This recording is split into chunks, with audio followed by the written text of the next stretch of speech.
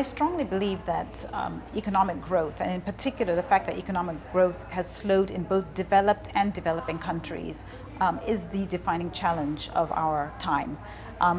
It's very clear that economists and public policymakers have taken the view over the last 50 years that economic growth is an important impetus for improving livelihoods and reducing poverty. And we can be, gratified to say that over the past 50 years there has been a lot of evidence that that has actually happened. However, it is also the case that there have been significant changes that have been quite deleterious to living standards, things like widening income inequality, the rise in the amount of debt, both at the sovereign level but also at the household level, obviously driven by student debt and also private debt. Real issues on the erosion of real wages, certainly over the past 30 years in developed countries. And as a very macro point, we know that countries need to grow at a minimum of 7% per year in order to double per capita incomes in one generation. And most countries, developed and developing countries, are growing far below the 7% magic number. You have countries like Russia and South Africa around 1 to 2%. Places like Brazil are contracting. And countries in the EU are really at around the 1%, in some cases 2% number. And the US, as we know, is around the 2% number also, above the 2% number. So those are real issues that economists and public policymakers need to grapple with. And I would just add that the real challenge from the perspective of economics and public policy is that we have to now appreciate the fact that the models that we relied on, the traditional models of economics and politics of the 20th century, are no longer sufficient to address this new world order of the 21st century, which has changed so much in its makeup.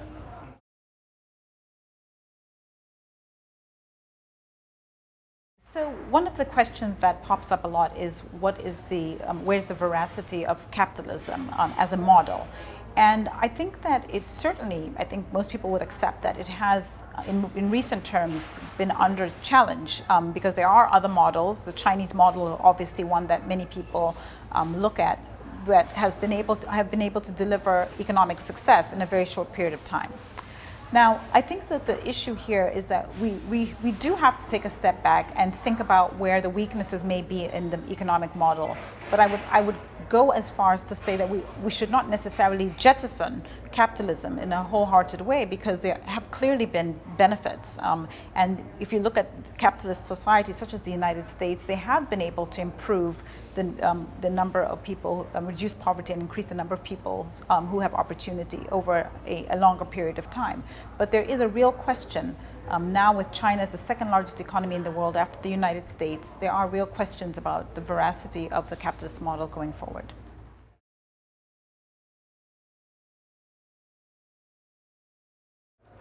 So one of my favorite quips is by a Russian-American economist, Simon Kuznets, who basically said there are 4 types of countries. There are developed countries, developing countries, Japan, and Argentina.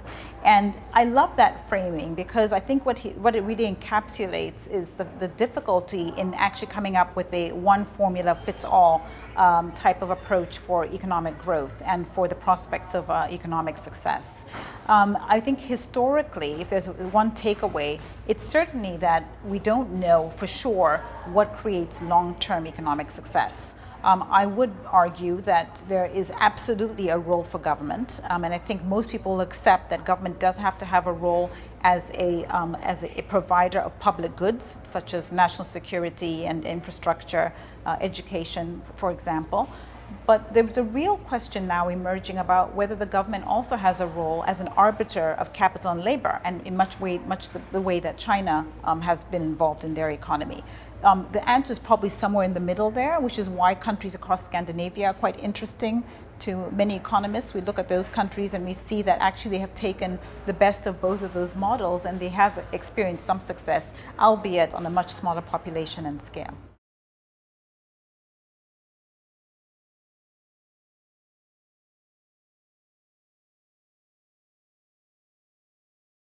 So I think that my first book, Dead Aid, was more than just a challenge to the existing aid approach towards financing economic development. It was really a challenge about how we think about sort of what I would call staid or status quo models that don't necessarily deliver results over a very long period of time. The aid model has been around for over 50 years. And really, at a time when there were other models that were delivering economic success, if you think about Asia and African countries being at the same level of economic development in the 1960s, and seeing that over 50 years, African countries performing poorly, whereas the Asian countries, starting with the same low base, were able to really to scale the global economic ladder. I think that is the question that is particularly important. I do think that there is a lot of evidence, in fact I know there's a lot of evidence out there that the aid system can be corrupting of the political infrastructure in the recipient countries. But beyond that, I think it is quite a dehumanizing thing to provide aid to people who actually want to participate in an economy and are interested in social mobility and improving their lifestyle, standards and living, but where they're somehow viewed as being only dependents and not being able to really design the future trajectory of their lives. And I think that the aid model as an artifact, whether it's by design or as a negative externality, has a sense of giving people this idea that they're not able to somehow take care of themselves or improve their lot.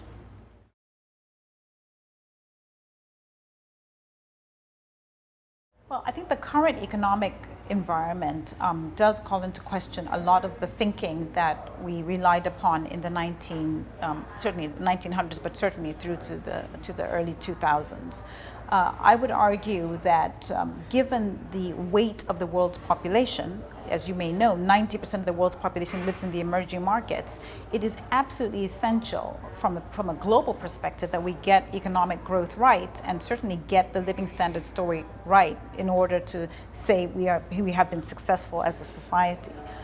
The rate of population growth around the world continues to be heavily skewed towards developing countries, and that's why a lot of economists have tended to focus on the emerging markets as perhaps a barometer for where the world will go in the years to come. Nevertheless, in terms of R&D and science and really innovation, we continue to rely very heavily on the success of developed countries, such as the United States. These are leading countries that have to come up with the tools and the ideas, certainly at least in the foreseeable future, that will really transform the challenges that the world is facing, whether they're in environment or education or healthcare, etc. Really heavily reliant on R&D and technology coming out of the developed world.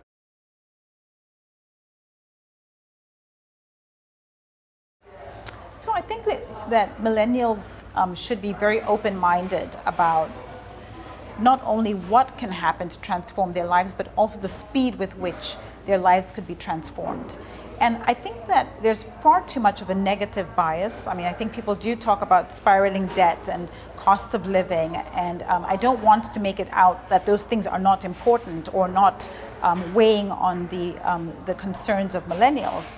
But I do think that there's a real scope that we haven't seen in many generations for a lot of innovation and a lot of change that is yet to come. So for example, I'm very optimistic that with the continuing advent of technology, we'll start to see prices come down for a lot of goods and services.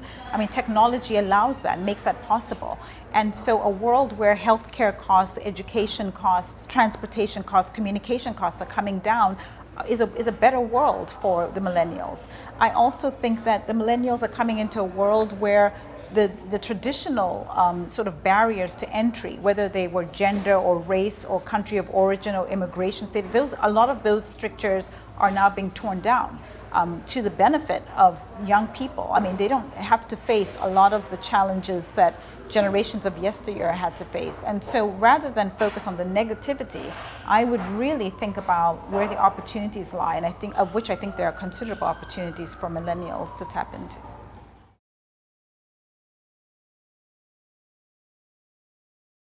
So my sort of current slogan that I'm living by is no does not mean never, it just means not now. I think there are far too many people who are discouraged because somebody said no, and it might just be off in terms of timing, but I just think that it's really important to be tenacious and focused and to, disciplined and to work hard.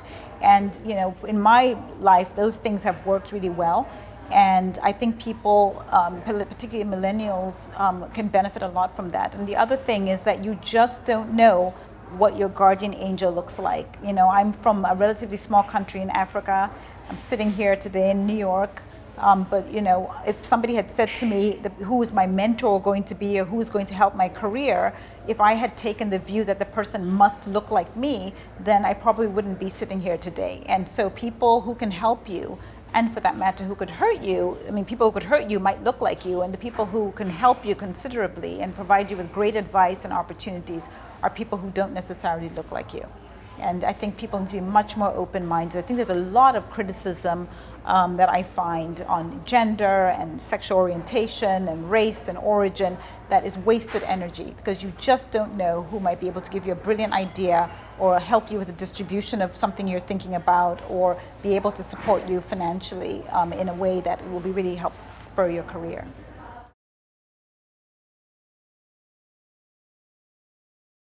So I think that in order to succeed in the 21st century, people have to be much more open-minded. I've had the privilege of traveling to over 80 countries around the world, and I've loved every minute of it. You know, now when people talk about India or Peru or you know, Indonesia, I don't have to rely on some third-party analysis. I know what it's like because I've visited so many places. I've been able to experience those places by myself. At a time when, you know, millennials in particular, we are seeing cost reductions on flights. It's worth it. You know, go for 3 days, go for 5 days, go and see how other people live. And I think there's a lot of humanity and empathy that comes from that, because you go to these countries, to other countries, and even other regions of your own country, and you realize that people have the same aspirations and the same interests that you may have. And I think that for me has been really quite transformative.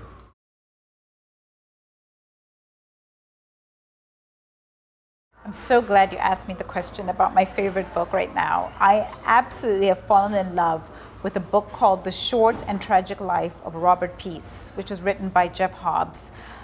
It is absolutely brilliant, and it's changed my life. I feel like I'm going to be some kind of a stalker, because I want to meet not only the author, but there's so many characters, and in fact, it's based on a true story. So there are a lot of people who are talked about in there that I would love to just meet and have a coffee with.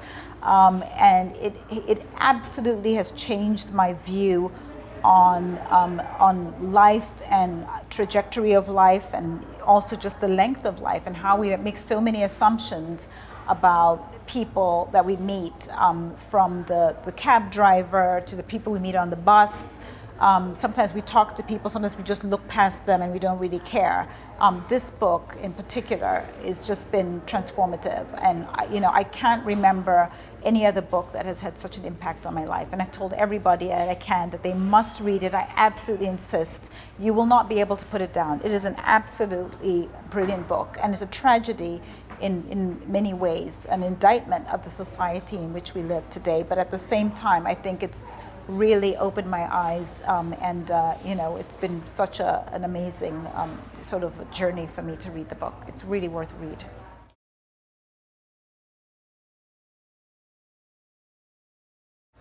Definitely tenacity. I mean, the ability for some people, I'll give myself as an example. When I first came to the United States, people had this sort of perverse, well, maybe not perverse, but sort of weird sort of fascination with the fact that I was coming from Africa and somehow had managed to come to the United States. And yet I really admire people who come from small town America and somehow end up living in New York and building a successful life.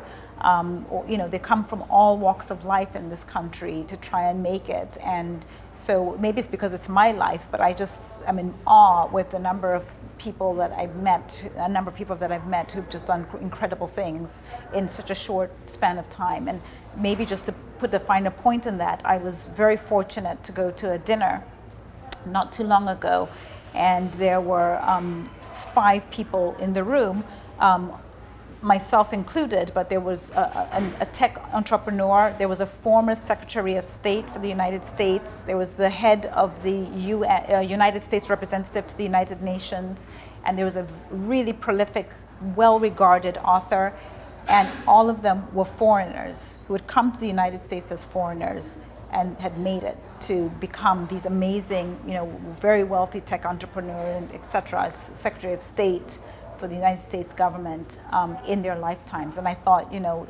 really only in America could you see that transformation, and I find that to be really quite inspiring.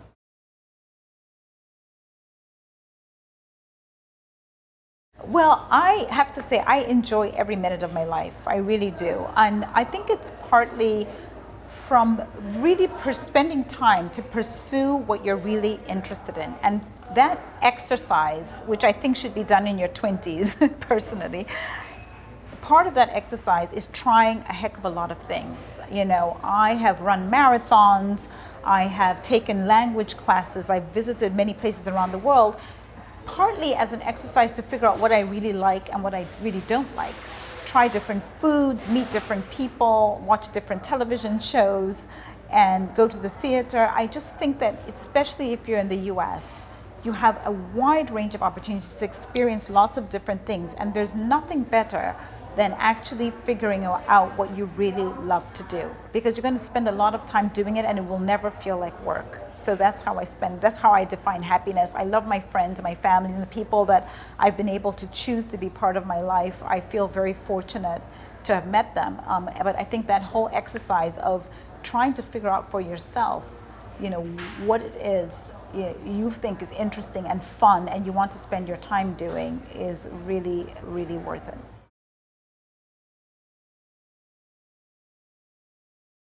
So I think a lot of people, like myself, by the way, took more time than perhaps the world would have wanted to find their passion.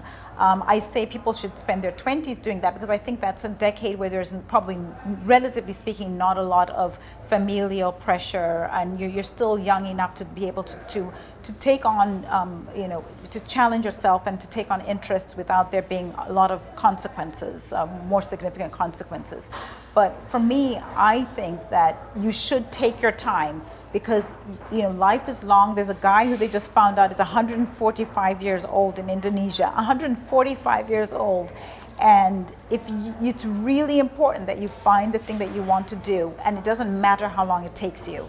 There's a guy in London who started running marathons in his 80s, after his wife died, and he loved it, and he ran marathons every year. He's now 103. He's finally decided he's not going to do it anymore, but he's now teaching marathons. And there's just so many other people who may not have come to figure out what they love early, but I think that the timing point is less important. To me, the most important thing is making sure that you spend your most purposeful life that you can on the planet, and that means taking the time to find the things that you love to do. And a big part of that is experiencing a whole lot of different things, meeting different people, and having many different experiences.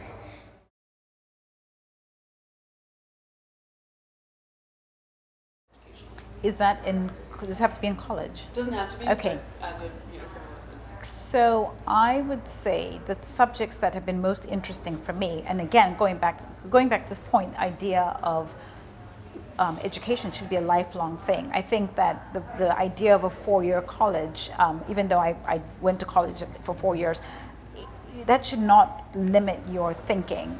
The things that have been very interesting to me have come later in my life. I'm really interested in sports medicine and sport. I love sport. I love tennis. I love marathons. I spend a lot of time in those areas, even though I'm not going to be an elite player in either of those areas. So for me, one of the big areas that has been something I've found fascinating and I really enjoy is sport medicine.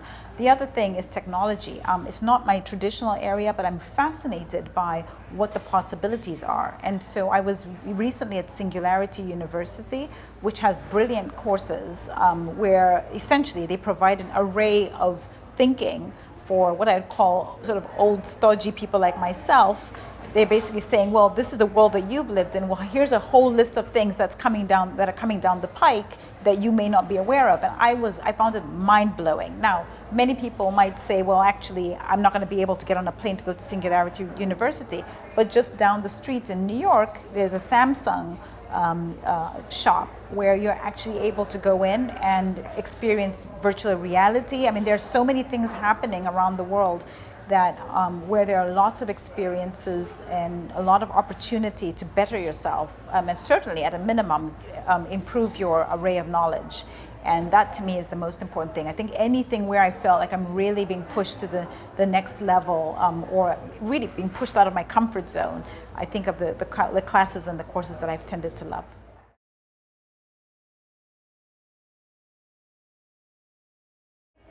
So if I could pick one idea that I think could change the world, it would actually, it sounds a little bit more amorphous than it really is meant to be, but I think it would be for people to change their way of thinking about other people, the people that you meet.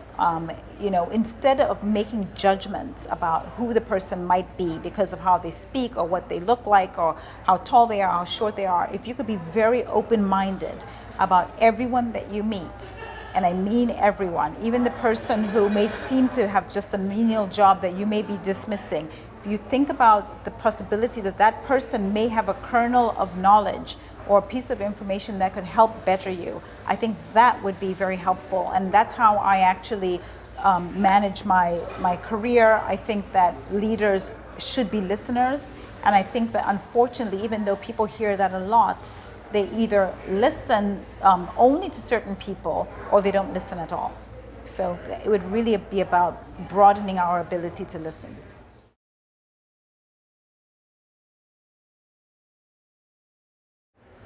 So I have been fortunate enough to have a lot of experiences with different types of leadership styles, partly because I've been involved as writing books as an author, but I also worked in business for a long time, and I also sit on a number of corporate boards. And to me, the best leaders, knowing that ultimately they have a responsibility to make a judgment call, really take the time to listen to everybody who's in their team. And even if, in my experience, just because somebody has really sparkling credentials, they've gone to great schools and they've got wonderful experience, doesn't necessarily make them a great leader. In fact, in many instances, I've found that people who don't have those type of credentials have a much better understanding of how people think and how people react. One of my very good friends has a saying, which I think is really apt, which is that when you're in a meeting room and you're making a decision about selling, I don't know, a soda or some kind of chocolate, ask yourself, is everybody in the room? Do we have blacks? Do we have Latinos? Do we have women? Do we have whites? Do we have males? Is everybody in the room before those decisions are made? And I think the greatest leaders really understand that. Whatever product you're selling or good that you're selling or message you're trying to get out there, it's really important that everybody is in the room.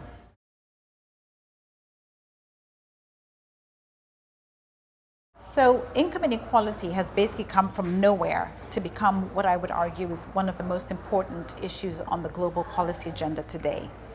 And if you think about it, the question becomes why? What has happened? And I would argue that although it's clear that between country income inequality has improved, and by that I mean because developing countries have done so well over the past 50 years, they've converged to higher levels of income, and that means that the income inequality between developed and developing countries has shrunk, and we've actually seen an improvement in global income inequality. However, even though that has happened, we have seen a deterioration in what we call within country income inequality. So countries like the United States, we've seen income inequality widen. And this is true for many other countries around the world today. I would argue that there are at least 4 things that complicate the income inequality debate today. And I've talked about this in many other opportunities with public policymakers. The first thing is that countries around the world are grappling with the question of which model, actually, economic model and political model, is the best model for help us address income inequality. Why do they ask that question? Well, because the United States is the largest economy today in GDP terms. It represents about $16 trillion of GDP. And we know that the United States political ideology is democracy, and its economic ideology is free market capitalism. The second largest economy in the world is China, and China is about, call it a $10 trillion economy. And this economy has decided to deprioritize democracy or political rights and it has state capitalism as its economic approach. These are two countries with completely different economic stances and completely different political approaches, and yet they have the same Gini coefficient, which is the same measure of income inequality. This is a question that many countries around the world are asking. How can China and the United States, with so different in terms of their political stance and so different in their economic stance, have the same income inequality? Worse than that, China's income inequality has improved over the past 10 years, and America's income inequality has actually become worse. There are other aspects of the income inequality debate that make it difficult as well, which is that income inequality in the United States has gotten worse both under Republican administrations that have tended to use supply-side economics, but also through Democratic administrations, which have tended to focus on tax and redistribution. So we don't know within a capitalist framework what the best approach is to income inequality. There are other factors, such as social mobility.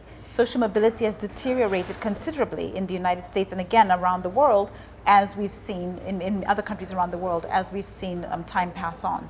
Economic growth, the fact that we're in a slow growth period right now is a real worry in terms of income inequality, because what will be the impetus for improving people's certainly income, but also their wealth and living standards in order to close that gap. To the question of what solution should we be thinking about in terms of combating income inequality, this is something that myself and other economists and public policymakers are spending a lot of time on. I mean, it's clearly the fact that short-term interventions such as minimum wage, minimum living standards, and even transfers have a place, but they cannot be the only source of solutions for long-term, because I do think social mobility, getting that social mobility piece in place is a good way for us to continue to improve people's living standards and also to address income inequality. So we do need that first package of minimum living standard packages and issues around living wages, but we also need to think about longer term ways to improve living standards. And I think in a technological world, there's an opportunity to improve education, but there's also a lot of scope for improvements in infrastructure. For example, things that I think could really help to improve income inequality longer term.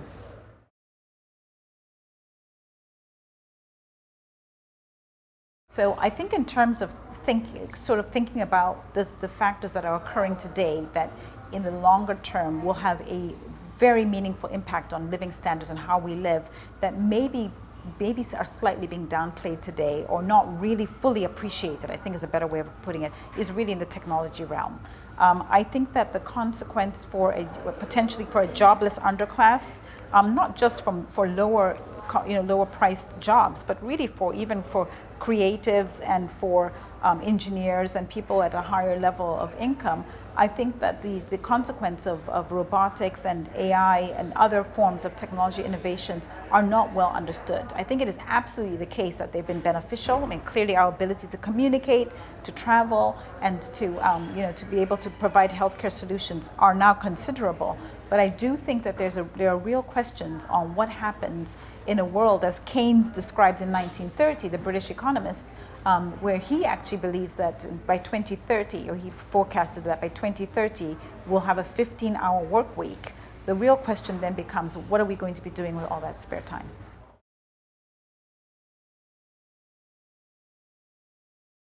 So I remember one of my mentors told me many years ago that everyone should speak multiple languages. And I thought, oh, did he mean we should speak English, French, and Spanish? And he said, no, you should be able to communicate across generations and across communities. And I think that one of the big misses that we're experiencing currently is that people don't really speak across generations. And I truly believe, and I think the opportunity to be able to spend time with the Ivy community is really an opportunity to connect and to share perspectives from an older generation to the up-and-coming generation, of whom the future really depends and it will be much more of a significant impact for them.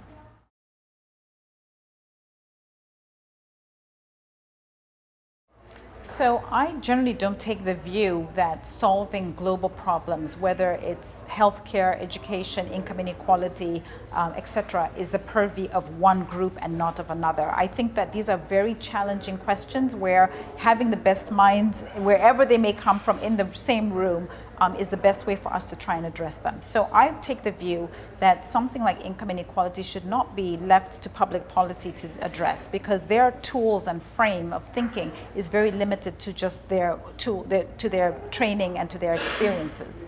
I do think that the new economy, the technological economy and world of social, but also more general entrepreneurs, is a significant catalyst for really analyzing and redressing a lot of the income inequality challenges that we're facing today.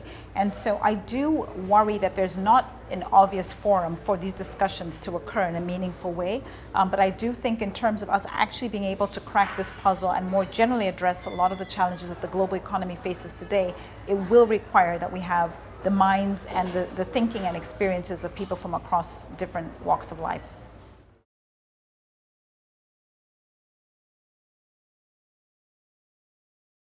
So I love that question, because I strongly, deeply in my heart, and it may be because I was raised in Africa and I've been able to travel to so many places in the world and spent a lot of time in the United States, but I strongly believe that the schism in public policy, in politics, in economics, and other areas in this country and other places is the enemy of growth. And worse than that, as someone said to me today, which I think is a brilliant statement, I think that this type of ideological split is crippling imagination.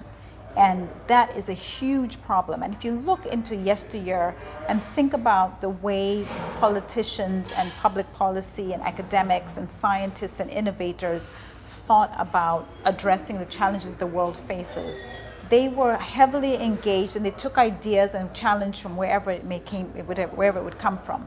But today, there's such a split in society. I mean, I have great friends who went to the best schools in this country who don't have friends from across the political aisle. I find that crazy.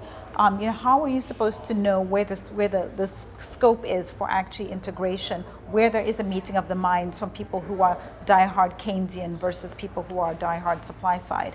It has to be the case that both sides need to sit down and discuss where that gray area is, and in a very open-minded way. And I think that there have been some efforts in this regard, but I think they've tended to be half-hearted, to be quite honest. And I think it's a great disservice, not only to the political culture of a society, but it's a huge disservice to potential for innovation if we continue to pursue an us versus them type of attitude, whether it's in economics or in politics more generally.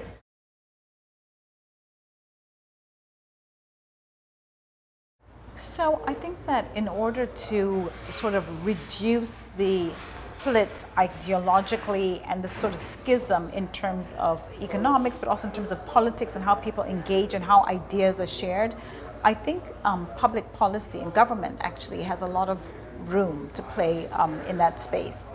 I think that to see governments reach across the aisle to form commissions, as for example President Obama did, but we've seen it in the past also, where you've seen left and right form a fiscal commission and talk about what the prospects for a United States agenda, which contains both of these types of thinking, I think is really an important move forward. But I think more generally, it's really important that we do get this is more culturally imbued in society. And I think that's what the role of universities used to be back in my day. The tertiary institution was a place where all these type of ideas could sort of percolate and people could debate and have lots of discussions. But over time, I mean, I find it quite distressing during commencement period every year to see how people are locked out from doing commencement speeches at different universities because they have a particular ideological view. I mean, the whole point of being educated, the whole point of debate, the whole point of the media, even the media is falling short in this array, is for us to be able to debate feverishly on these issues and to take the best of wherever it comes from and not be so judgmental and so ideological to the point of dogma destroying our prospects for the future.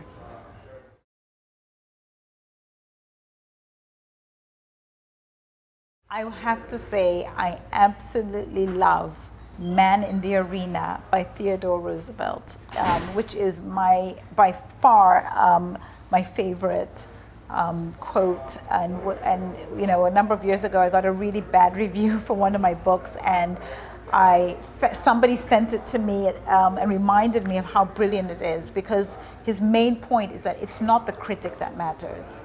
The person who matters is in the ring, who's taking the blood, sweat, and tears, and who's in there fighting day in, day out, and who, yes, may actually achieve something, but even if he doesn't, he or she in this case, they still will have had a much better life for taking the chance and for doing something. And they will be better than anybody who never took the chance in the first place. So I abide by that. I love it. I take risk. And I think America really was built on that view, that it's okay to get it wrong. It's better to take your chances and take some risk, and maybe it works and maybe it doesn't. But you know what? Better to go down fighting. In the sense that you've taken a chance. And I love Man in the Arena, and I really wish we could live more by those words.